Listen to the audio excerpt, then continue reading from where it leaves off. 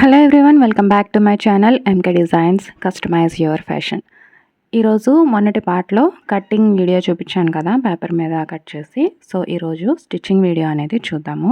చాలామంది స్టిచ్చింగ్ కూడా అడుగుతున్నారు కొంతమంది. సో అందుకోసం స్టిచ్చింగ్ వీడియో పెడుతున్నాను అనమాట. ఓకే, ఇప్పుడు సేమ్ బ్యాక్ పార్ట్ అనేది కంప్లీట్ చేసుకోవాలి. ఎప్పుడైనా సరే బ్లౌజ్లో బ్యాక్ పార్టే కంప్లీట్ చేయాలి. ఈ విధంగా వీడియోలో చూపిస్తున్నట్టు బ్యాక్ డాట్ లెంత్ వేసుకునేటప్పుడు ఈ విధంగా బ్యాక్ డాట్ అనేది వేసుకోవాలి. ఈ విధంగా 2 డాట్స్ కూడా ఈ విధంగా వేసుకోవాలి.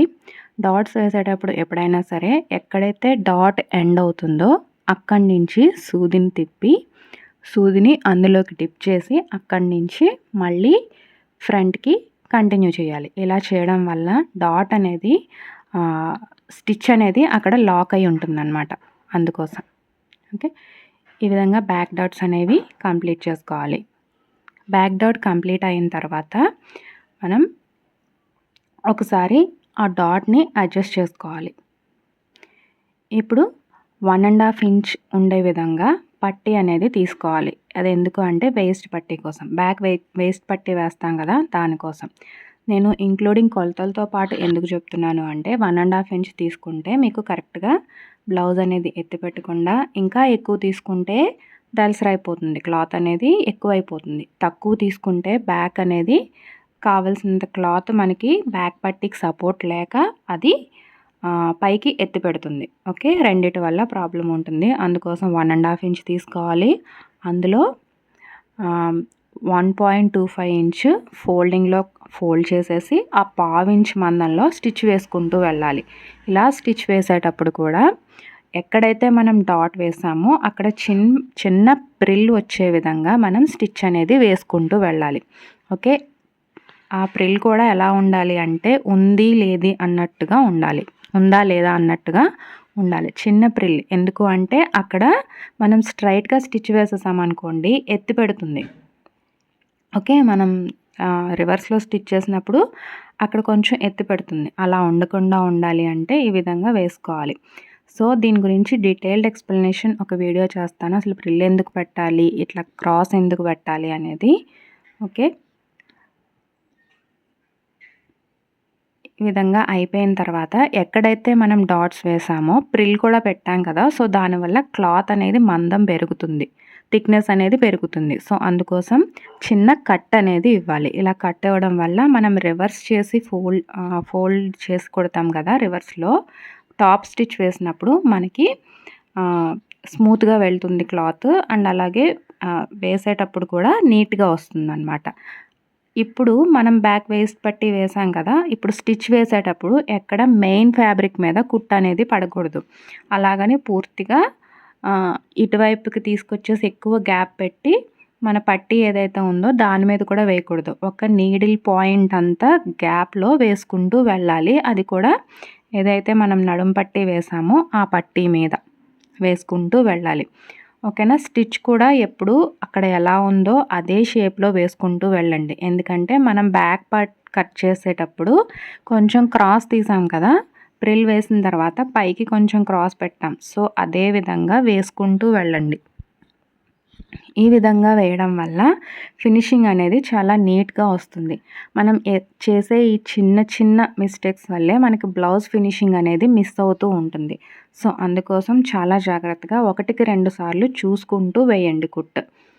కుట్టు వేసేటప్పుడు ఎప్పుడైనా సరే చూసుకుంటూ వేయడం వల్ల రెండోసారి విప్పాల్సిన పని ఉండదు. మనం హడావిడిగా వేసేసినట్లయితే మనకి పని ఇంకా ఎక్కువ అవుతుంది. సో వేసుకునేటప్పుడే జాగ్రత్తగా చూసుకుని వేసుకుంటే ఈజీగా వేసుకోవచ్చు. అండ్ అలాగే ఎక్కడికక్కడ చెక్ చేసుకుంటూ వేయడం వల్ల కూడా మనకి తప్పులు అనేవి దొరలకుండా ఉంటాయి. ఓకే, చూసారు కదా, ఇక్కడ ప్రిల్ పెట్టాం కదా, ఆ ప్రిల్ కూడా ఈ విధంగా పెట్టుకుని వేసుకుంటూ ఉండాలి. అండ్ ఇంకో ఇంపార్టెంట్ పార్ట్ ఏంటి అంటే డాట్స్ ఎప్పుడు కూడా అటువైపు వేసిన డాట్ అటు స్టిచ్చింగ్ ఎలవెన్స్లోకి, ఇటువైపు వేసిన డాట్ ఇటు స్టిచ్చింగ్ ఎలవెన్స్లోకి ఉండే విధంగా వేసుకోండి. ఒకవేళ పొరపాటుగా మీకు ఒకవైపుకి వెళ్ళిపోయినా మీరు ఈ బ్యాక్ పార్ట్ కొట్టడానికంటే ముందే అటువైపుకి అడ్జస్ట్ చేసుకోండి. ఓకే, ఇప్పుడు ఫ్రంట్ పార్ట్కి వద్దాం. ఫ్రంట్ పార్ట్ డాట్స్ వేసేటప్పుడు కూడా సేమ్ బ్యాక్ ఎలా అయితే మనం డాట్స్ వేసామో అదే విధంగా స్టిచ్ని లాక్ చేసుకుంటూ వేయాలి. ఎక్కడ కూడా దారం ఎక్సెస్గా ఉంచొద్దు. ఎక్కడైతే డాట్ ఎండ్ అవుతుందో అక్కడ నీడిల్ దించి దాన్ని మళ్ళీ రివర్స్లో పెట్టండి. రివర్స్లో పెట్టి వేసుకోండి. అలాగే డాట్స్ వేసేటప్పుడు ఎప్పుడూ కూడా డాట్ దగ్గర కట్స్ అనేవి పెట్టుకోండి. రెండు వైపులా కట్స్ పెట్టడం వల్ల ఆ రెండు కట్స్ ఎక్కడైతే మ్యాచ్ అవుతాయో అక్కడి నుంచి డాట్ పట్టాలన్న విషయం మనకు తెలుస్తుంది. చాలా ఈజీగా ఉంటుంది డాట్ వేసేటప్పుడు.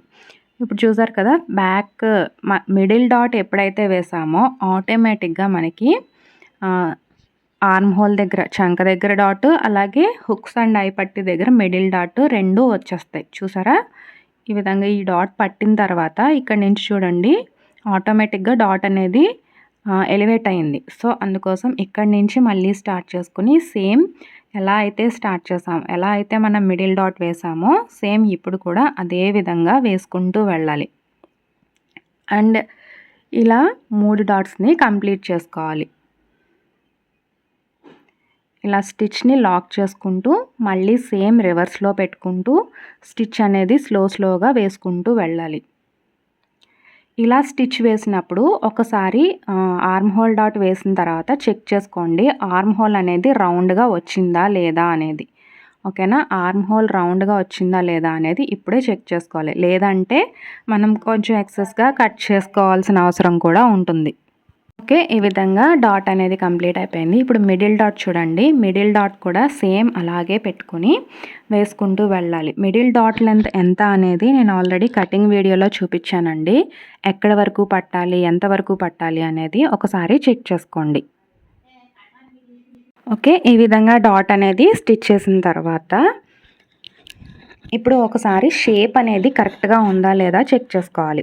షేప్ అనేది ఇప్పుడు మనకి ఆటోమేటిక్గా తెలిసిపోతుందండి. షేప్ మనం పెట్టినప్పుడు మొత్తం 3 డాట్స్ వేసేసిన తర్వాత ఒకసారి షేప్ అనేది చూసుకుంటే అది ఎక్కడ ముడతలు లేకుండా నీట్గా వచ్చే విధంగా ఉండాలన్నమాట. ఓకే, ఈ విధంగా ఫ్రంట్ పార్ట్ మొత్తం కంప్లీట్ చేసుకున్న తర్వాత ఒకసారి ఐరనింగ్ అనేది చేసుకోండి. ఓకే, ఫ్రంట్ పార్ట్ కంప్లీట్ అయిన తర్వాత షేప్ బెల్ట్ అతకక ముందే ఒక్కసారి ఐరనింగ్ అనేది చేయండి. ఇక్కడ నేను ఐరనింగ్ చేశాను, బట్ ఆ క్లిప్ మిస్ అయింది.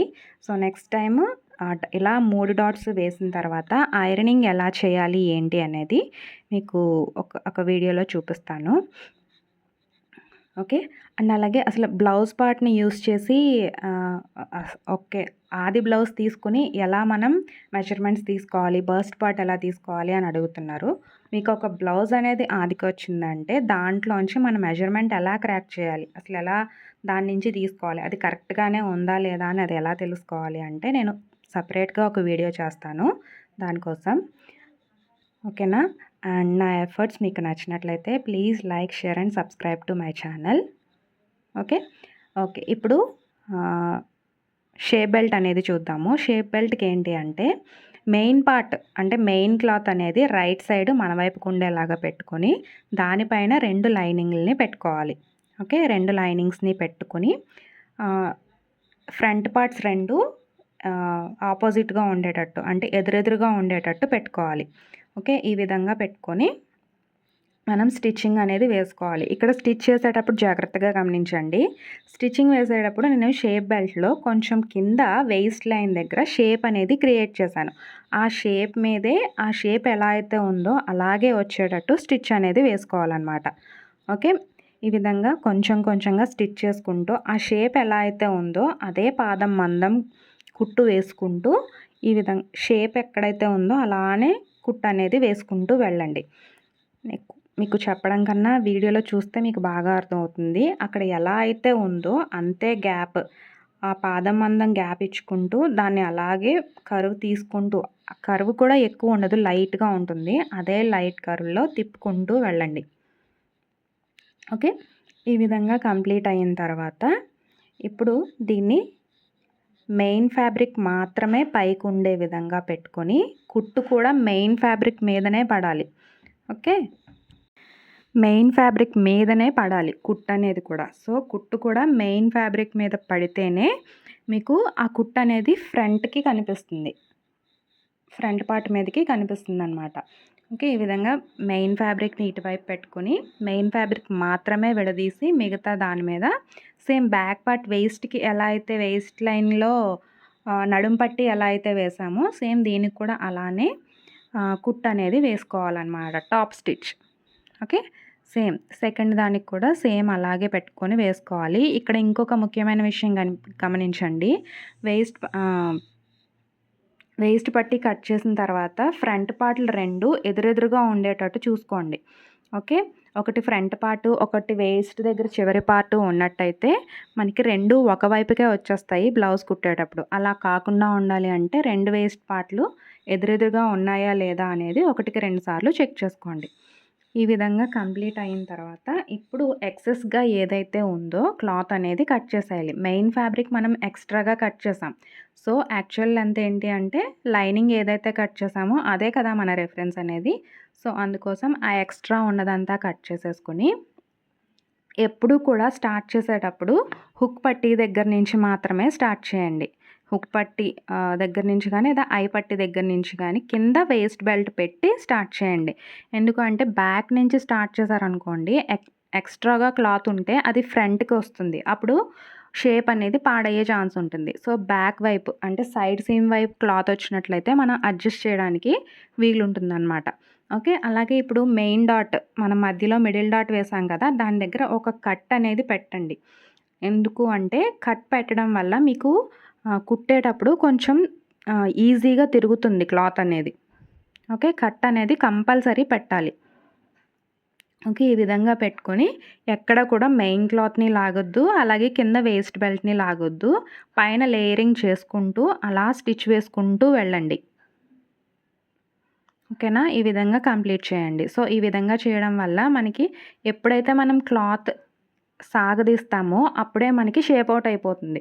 సో, షేప్ ఔట్ అవ్వకుండా మనకు కట్ చేసుకోవడం ఎంత ఇంపార్టెంటో దాన్ని అలాగే స్టిచ్ చేయడం కూడా అంతే ఇంపార్టెంట్.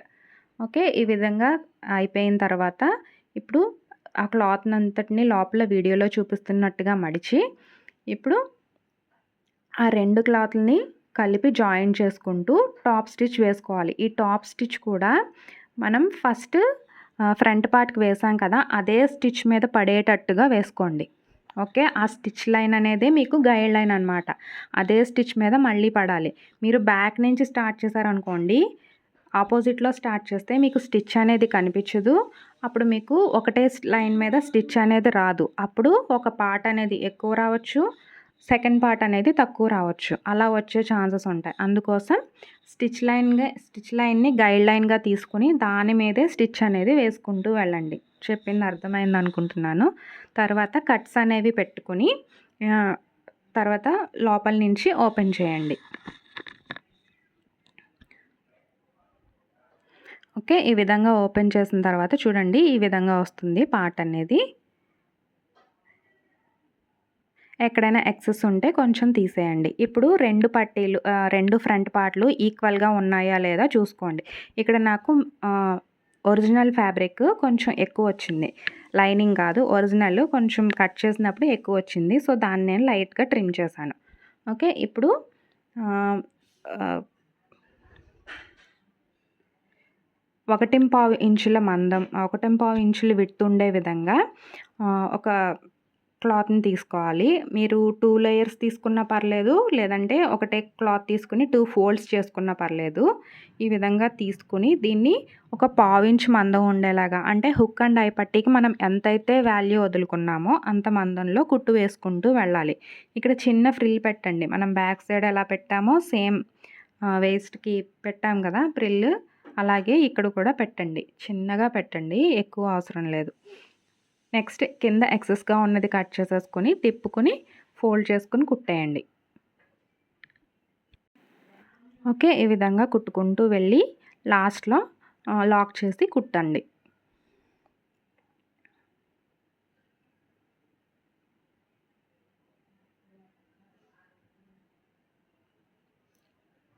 ఓకే. ఈ విధంగా అయిపోయిన తర్వాత ఇప్పుడు ఏం చేయాలి అంటే టాప్ స్టిచ్. సో, హుక్ పట్టీ వేసినప్పుడు ఎప్పుడూ కూడా ఫ్రంట్ టాప్ స్టిచ్ అనేది ఒకటి వేస్తాం కదా! సో, ఈ టాప్ స్టిచ్ వేయడం వల్లే మనకి హుక్ పట్టీ అనేది కొంచెం గట్టిగా ఉంటుంది, గట్టిగా పట్టుకుని ఉంటుంది. సో అందుకని ఎప్పుడూ కూడా టాప్ స్టిచ్ వేయండి. టాప్ స్టిచ్ వేసిన తర్వాత దాన్ని బ్యాక్కి ఫోల్డ్ చేసి ఎంతైతే మనం హుక్ పట్టీ కోసం మనం పెట్టామో అంతవరకు మీకు ఎంత లెంత్ కావాలో అంతవరకు ఫోల్డింగ్ చేసి పైన కుట్టు అనేది వేసేసుకోండి.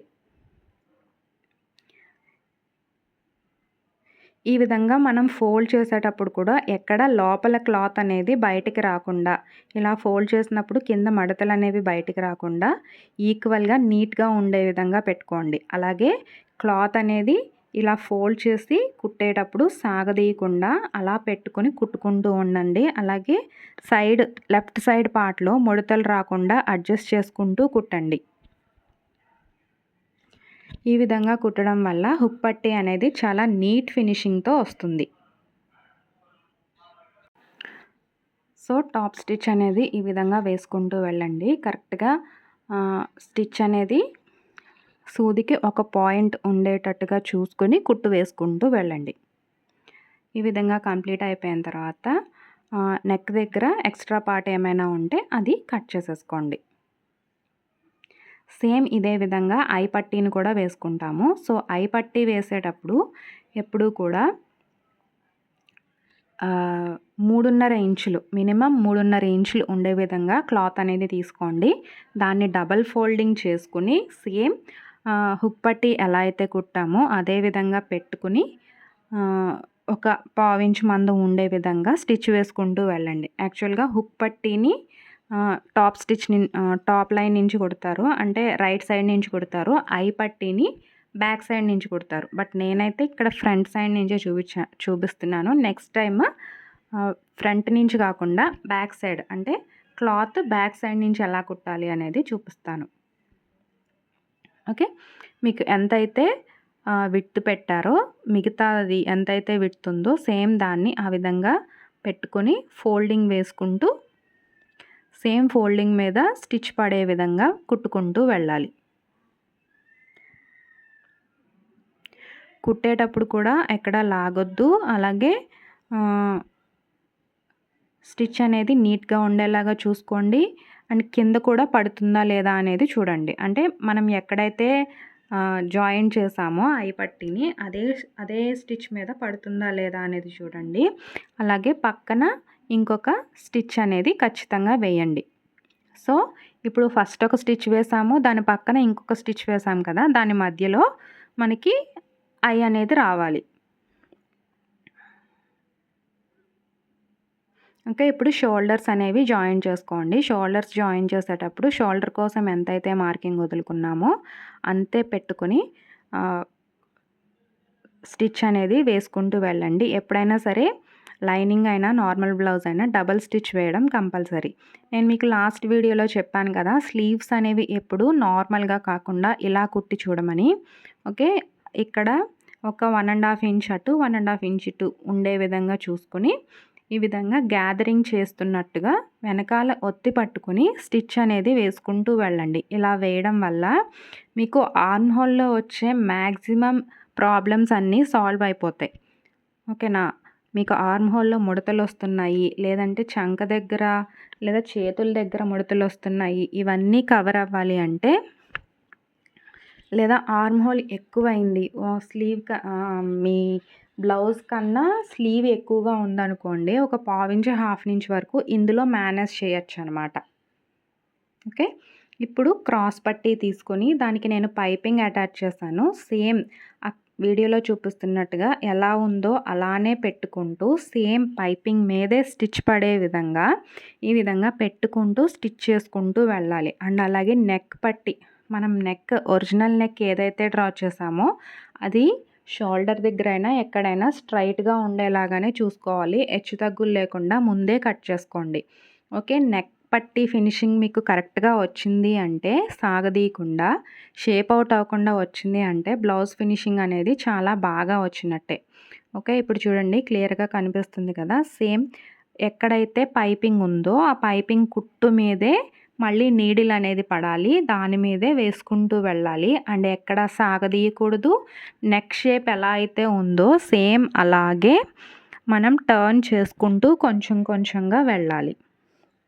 కింద మెయిన్ క్లాత్ని సాగదీయకూడదు, పైన ఉన్న దాన్ని లూజ్గా వదిలేయకూడదు. అది ఎలా అయితే ఉందో నెక్ ఎలా అయితే ఉందో మన క్రాస్ పట్టీని కూడా అలాగే మౌల్డ్ చేసుకుంటూ కొంచెం కొంచెంగా ఈ విధంగా కర్వింగ్గా తిప్పుకుంటూ స్టిచ్ చేసుకుంటూ వెళ్ళాలి.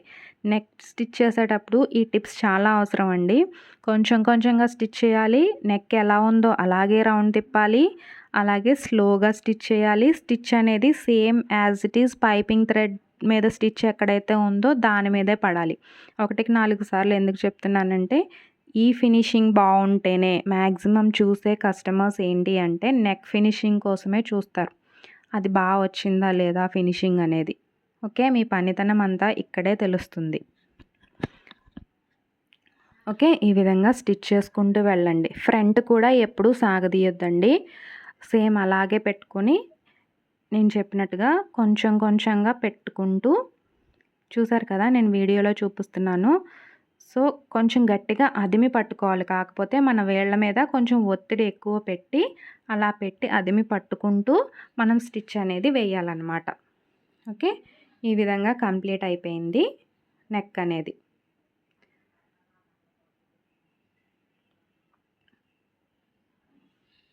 ఓకే, ఈ విధంగా కంప్లీట్ అయిపోయిన తర్వాత కట్స్ అనేవి పెట్టుకోవాలి.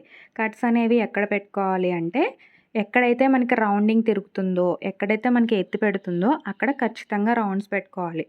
రౌండింగ్ తిరిగిన చోట మాత్రమే కట్స్ పెట్టండి. అన్ని చోట్ల పెట్టాల్సిన అవసరం లేదు. స్ట్రైట్గా ఉన్నంత సేపు పెట్టాల్సిన అవసరం లేదు.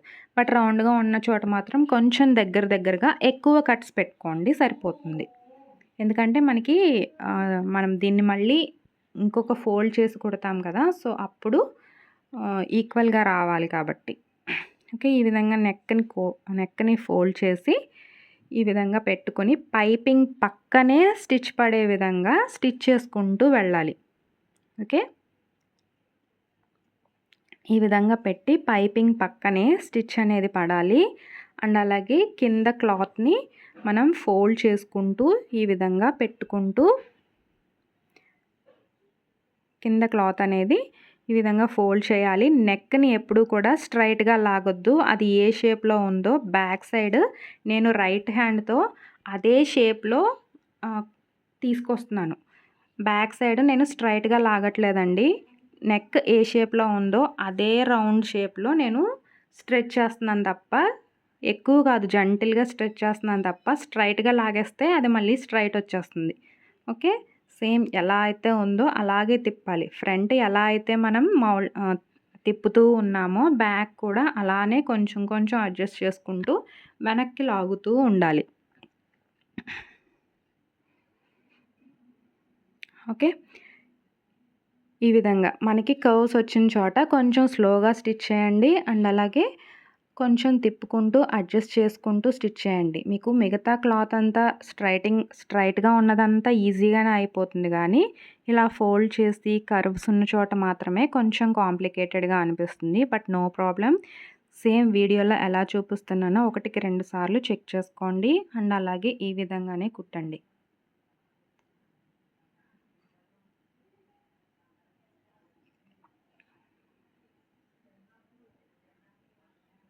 ఓకే, ఈ విధంగా కుట్టుకుంటూ కొంచెం కొంచెంగా అడ్జస్ట్ చేసుకుంటూ వెళ్ళండి. అండ్ ఈ పట్టీ మడత పెట్టేటప్పుడు కూడా ముడతలు రాకుండా కరెక్ట్గా ఒకటే గ్యాప్లో ఒకటే లైన్లో మనకి స్టిచ్ అనేది పడేటట్టు, ఒకటే లైన్లో ఒక చోట ఎక్కువ ఫోల్డింగ్ ఒక చోట తక్కువ ఫోల్డింగ్ లేకుండా మొత్తం ఈక్వల్గా ఫోల్డింగ్ వచ్చేలాగా ఫోల్డ్ చేసుకోవాలి. అర్థమవుతుందా? ఈ విధంగా ఒక చోట ఎక్కువ తక్కువ పెట్టారు అంటే మళ్ళీ ఫోల్డింగ్స్ పడిపోతూ ఉంటాయి. మీరు హెమ్మింగ్ పట్టీ ఉంటుంది కదా, ఇది కుట్టేటప్పుడు ఫోల్డింగ్స్ పడిపోతూ ఉంటాయి. అలా కాకుండా ఉండాలి అంటే మనం ఒకటే లెవెల్లో మనం వేసుకుంటూ స్టిచ్ చేసుకుంటూ ఫోల్డింగ్ కూడా ఒకటే మెయింటైన్ చేస్తూ వెళ్ళాలన్నమాట. ఓకే, ఈ విధంగా పెట్టుకొని లాస్ట్లో కూడా కొంచెం అడ్జస్ట్ చేసుకోండి. ఇక్కడ పైపింగ్ క్లాత్ ఉంది కాబట్టి, కార్డ్ ఉంది కదా లోపల పైపింగ్ది, అందుకోసం ఇక్కడ కొంచెం కట్ చేసుకుని అక్కడ నేను ఫోల్డింగ్ అనేది చేశాను. ఓకే. ఇప్పుడు ఖచ్చితంగా ఐరన్ చేయాలండి. ఇలా మొత్తం స్టిచ్ చేసేసిన తర్వాత ఒకసారి ఐరన్ చేసి బ్యాక్‌కి తిప్పి దాన్ని ఐరన్ చేసినట్లయితే అది అలా అదిమినట్టు ఉంటుంది. అప్పుడు మీకు స్టిచ్ వేయడం ఈజీ అవుతుంది. ఓకేనా. మీరు డైరెక్ట్‌గా స్టిచ్ వేశారనుకోండి వేయొచ్చు. బట్ కొంచెం దాన్ని ఫోర్స్‌గా నొక్కి పెట్టి వేసుకుంటూ వెళ్ళాలి. దానికన్నా ఐరనింగ్ చేసేసిన తర్వాత వేశారనుకోండి మీకు స్టిచ్ అనేది కరెక్ట్‌గా దాని మీద పడుతుంది. ఆల్రెడీ మీరు ఐరన్ చేశారు కాబట్టి మీకు అది అణిగి ఉంటుంది. క్లాత్ అనేది కొంచెం అణిగి ఉంటుంది. సో, అందువల్ల మీకు ఈజీ అవుతుంది వర్క్. నేనిది బిగినర్స్ కోసం చెప్తున్నాను.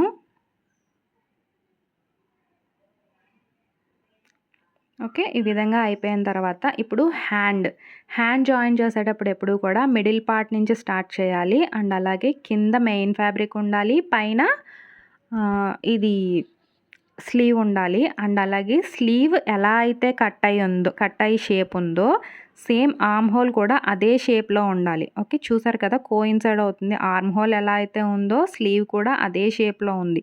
మీకు ఇలా sleeve shape, armhole shape వస్తే మ్యాక్సిమం ఎక్కడ ఎక్కువ తక్కువ రాకుండా సేమ్ అదే లైన్‌లో వస్తూ ఉంటుంది. అండ్ అలాగే బ్యాక్ సైడ్ నుంచి మళ్ళీ సెకండ్ స్టిచ్ అనేది వేసుకుంటూ వెళ్ళాలి. ఓకే. ఈ విధంగా వేసుకుంటూ వెళ్ళాలి. సో, స్లీవ్ జాయిన్ చేసేటప్పుడు ఈ విధంగా మనం గ్యాదరింగ్ చేసాం కదా! ఇలా గ్యాదరింగ్ చేయడం వల్ల ఏంటి అంటే, మనకి కుట్టేటప్పుడు కూడా మనకి క్లాత్ అనేది లొంగుతుంది. అంటే ఎక్కడ ముడతలు రాకుండా ఈజీగా ఉంటుంది. చూసారు కదా! ఇక్కడ ఆర్మ్ హోల్ షేప్ ఎలా అయితే ఉందో స్లీవ్ దగ్గర, మన బ్లౌజ్‌కి ఆర్మ్ హోల్ షేప్ ఎలా ఉందో 2 ఒకేలా రావాలి. స్లీవ్ కటింగ్‌లో ఇదే బెస్ట్ పార్ట్ అండి. ఇదే ఇంపార్టెంట్ పార్ట్ కూడా. స్లీవ్ ఏ షేప్‌లో అయితే కట్ అయ్యి ఉందో, ఆర్మ్ హోల్ కూడా అదే షేప్‌లో కట్ అయ్యి ఉంటే గనక మీకు ముడతలు రమ్మన్నా రావు. చూసారా? సో, ఇప్పుడు సైడ్ అనేది జాయిన్ చేసేసుకోవాలి. సైడ్ జాయిన్ చేసేటప్పుడు ఎప్పుడూ కూడా ఫ్రంట్ పార్ట్ అనేది కొంచెం ఫ్రంట్‌కి జరుపుకుంటూ జాయిన్ చేసుకోవాలి. ఎందుకు అంటే కొంచెం హెచ్చుతగ్గులున్నా గానీ అది ఫ్రంట్‌కి జరపడం వల్ల లూజ్ అనేది రాకుండా ఆ లూజింగ్ అంతా కూడా చెస్ట్ దగ్గర వస్తుంది. చెస్ట్‌కి మనకి ఉపయోగపడుతుంది. ఓకే. ఈ విధంగా టాప్ స్టిచ్ అనేది ఇంకొక 2, 3 స్టిచ్‌లనేవి వేసుకుంటూ ఉండాలి. సో, ఫైనల్‌గా బ్లౌజ్ అనేది కంప్లీట్ అయింది. ఫినిషింగ్ ఎలా ఉంది ఏంటి అనేది చూపిస్తాను. సో, ఈ వీడియో గనుక మీకు నచ్చినట్లయితే please like, share and subscribe to my channel. ఇలాంటి మంచి మంచి వీడియోస్ కోసం నా ఛానల్‌ని ఫాలో అవుతూ ఉండండి. సో, ఫైనల్‌గా బ్లౌజ్ ఫినిషింగ్ అనేది ఇలా ఉంటుందండి. ఒకసారి మీ కస్టమర్స్‌కి ఈ విధంగా బ్లౌజ్ కుట్టి చూడండి. కస్టమర్స్ మిమ్మల్ని వదలమన్నా వదలరు. అంత పర్ఫెక్ట్‌గా వస్తుంది. ఓకేనా. పైపింగ్ అండ్ హ్యాండ్స్ అలాగే ఫ్రంట్ నెక్ చాలా పర్ఫెక్ట్‌గా వస్తుంది. ఒకసారి ఈ మెథడ్‌లో ట్రై చేయండి. సో, ఇలాంటి మరిన్ని వీడియోస్ కోసం ఛానల్‌ని సబ్స్క్రైబ్ చేసుకోండి. అండ్ ఈ వీడియో మీకు ఎలా అనిపించిందో కూడా కామెంట్లో చెప్పండి. అండ్ ఎవరికైనా యూజ్ అవుతుంది అంటే షేర్ చేయండి అబ్బా. షేర్స్ అస్సలు వెళ్ళట్లేదు వీడియోస్‌కి. సో, మీకు నచ్చితే ఎవరికైనా యూజ్ అవుతుంది అనుకుంటే ఛానల్‌లో కంటెంట్ ఉంది అనుకుంటే ఖచ్చితంగా like, share and subscribe. Okay. Next వీడియోతో మళ్ళీ కలుద్దాం. అంతవరకు బాయ్. Thanks for watching.